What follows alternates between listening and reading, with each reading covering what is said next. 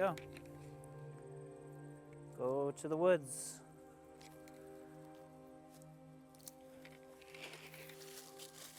So for us, we started grazing sheep when my wife and I moved to Wellspring. And that was all going great until 2016 when we had like a historic drought, one of the driest years recorded. And our wonderful grazing plan just went out the window because there was no forage after the first rotation of animals. And so we scratched our heads and thought, well, literally 20% of the land we're stewarding is overgrown, scrubby brush.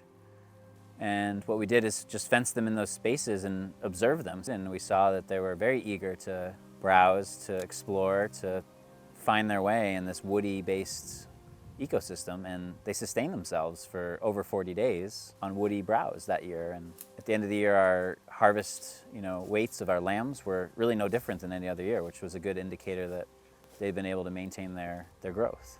And so that was a light bulb where we said, well, we're really lucky that somebody let all that stuff grow. But we better take care of it and manage it so that the next time that drought comes, we have that to feed the animals. So that's kind of what led us to silvopasture.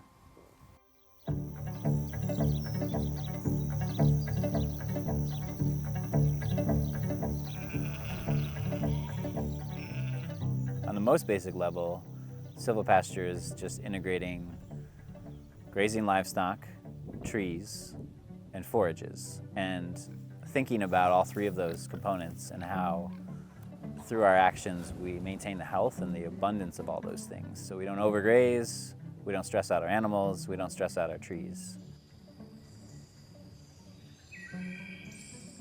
Silva comes from Greek. Silviculture is management of forests, so trees, and pasture, of course, is grazing, managing landscape for grazing livestock.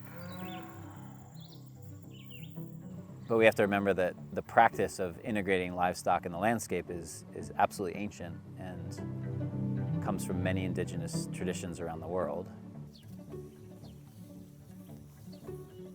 What we tend to see is that each landscape expresses silvopasture a little bit differently.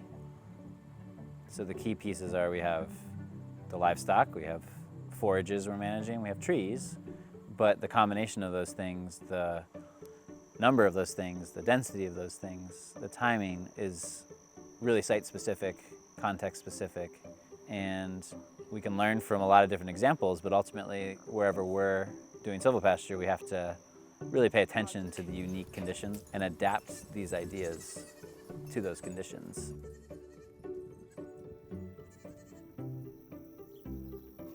Grasses that grow under a tree canopy in a drought tend to persist longer. Animals tend to do much better under the shady conditions where they can find, respite and a chance to digest, and they're not just out stressed in the sun all day.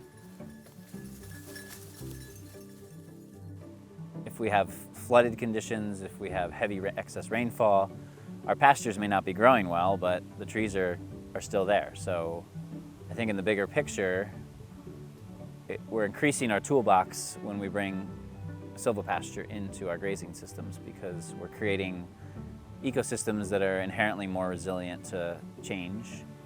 And they're also just diversifying the quantity and the quality and the source of food for the animals that are in those systems.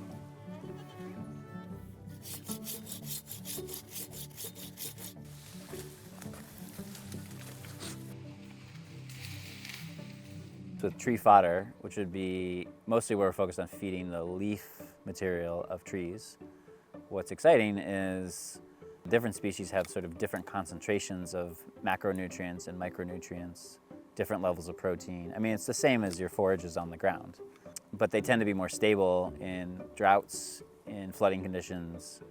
Often they can extend your season on either end. Often they can provide good nutrition in the heat of the summer. And so they just further diversify the diet of a really healthy pasture system.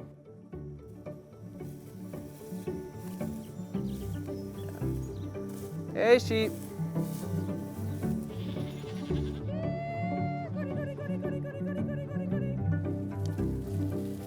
Come on.